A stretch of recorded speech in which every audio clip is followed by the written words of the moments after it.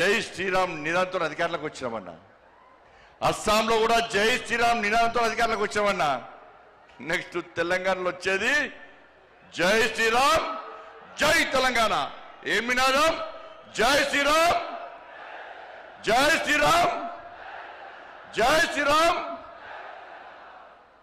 ఇలా కూడా అంటాడు జై శ్రీరామ్ అంటే కడుపు నింపుతుందా అన్నాడు. నింపుతుందా నింపదా అన్న? రే జై శ్రీరామే మా లోపల ఆవేశాన్ని నింపేది, జై శ్రీరామే మా లోపల ఆలోచన నింపేది, జై శ్రీరామే మా లోపల పౌరుషం నింపేది. ఈ జై శ్రీరామ్ నినాదమే నీ గడిలు బద్దలు కొట్టిన విషయాన్ని ఆ కుటుంబ పార్టీ కేసీఆర్ పార్టీ మర్చిపోయినట్టున్నా.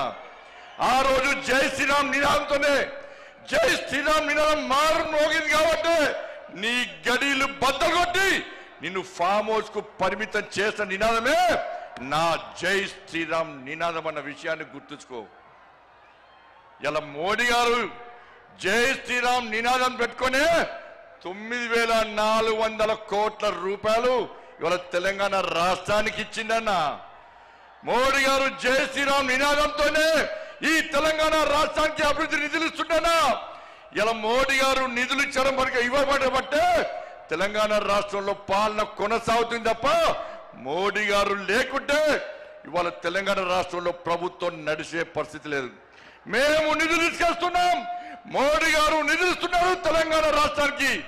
మేము తెలంగాణ రాష్ట్రానికి నిధులు తీసుకొస్తే మీరేమో తెలంగాణ నుంచి నిధులను పైసలను ఇవాళ ఢిల్లీకి మోస్తున్న కాంగ్రెస్ వాళ్ళు. ఇలా మోడీ గారు హిందీలో మాట్లాడతారు. ఇలా మోడీ గారు హిందీలో మాట్లాడే ఏ హామీని కూడా విస్మరించుకొని ఇలా నెరవేర్చే ప్రయత్నం చేస్తున్నాను మోడీ గారు.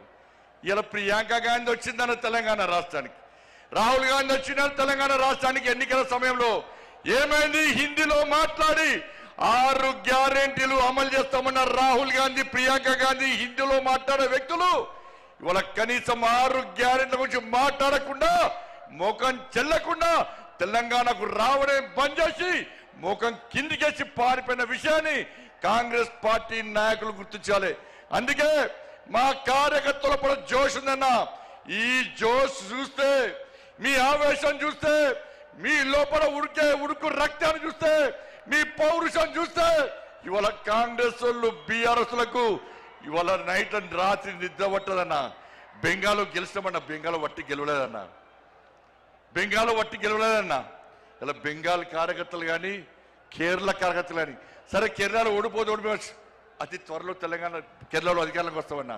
ఇవాళ బెంగాల్లో అనేక మంది కార్యకర్తలు బలిదానం అయిపోయారక్క, అనేక మంది కార్యకర్తలు బలిదానం అయిపోయారన్నా. మహిళా మోర్చా కార్యకర్తలు రేపు చేసి చంపిరన్నా, కార్యకర్తలను కట్టేసి వాళ్ళ తల్లిదండ్రులను చంపిరన్నా, తల్లిదండ్రులను కట్టేసి కార్యకర్తలను ఇంట్లో వేసి దగ్ధం చేసిరన్నా. 300 మందికి పైగా ఇవాళ బెంగాల్లో కార్యకర్తలు బలిదానం చేస్తే ఇలా కార్యకర్తల బలిదానాన్ని నా నరేంద్ర మోడీ, నా అమిత్ షా వృధా ఓనియలేదన్నా. ఎట్టి పరిస్థితుల్లో కసితోని సంకల్పంతోని ఇలా బెంగాల్లో ఎట్టి పరిస్థితుల్లో అధికారం రావాలని చెప్పి కార్యకర్తలు కష్టపడి పనిచేసారు కాబట్టి కార్యకర్తల బలిదానం వృధా ఓనికుండా ఇలా బెంగాల్లో అధికారంలోకి వచ్చినామన్నా. ఇలా కేరళలో కూడా బలిదానం చేసినా.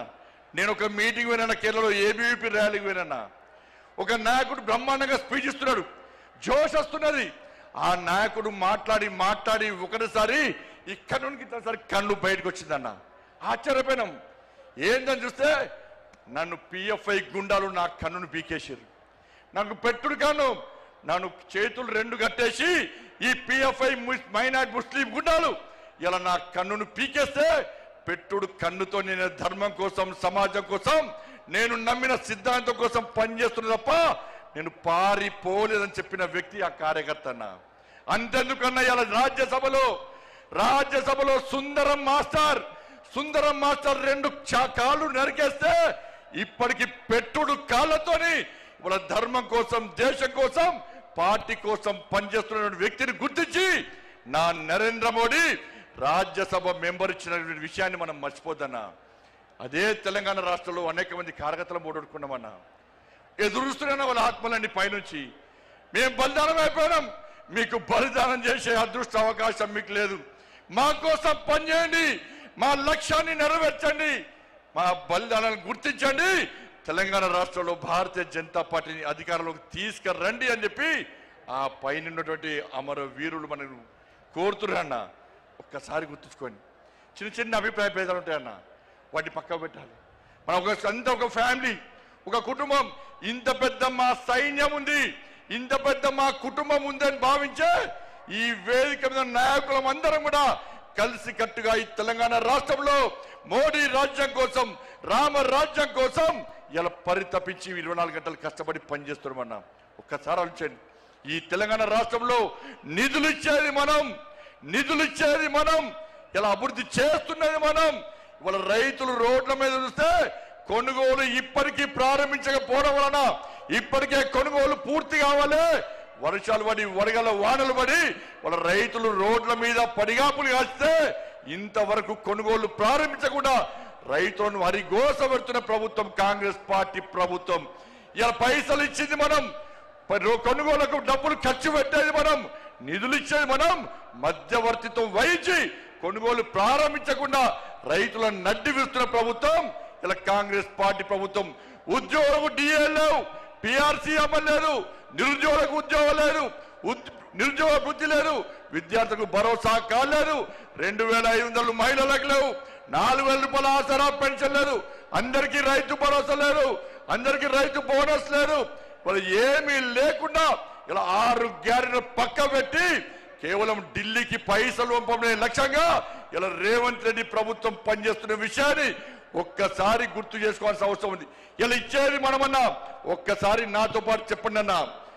ప్రధానమంత్రి గరీబ్ కళ్యాణ్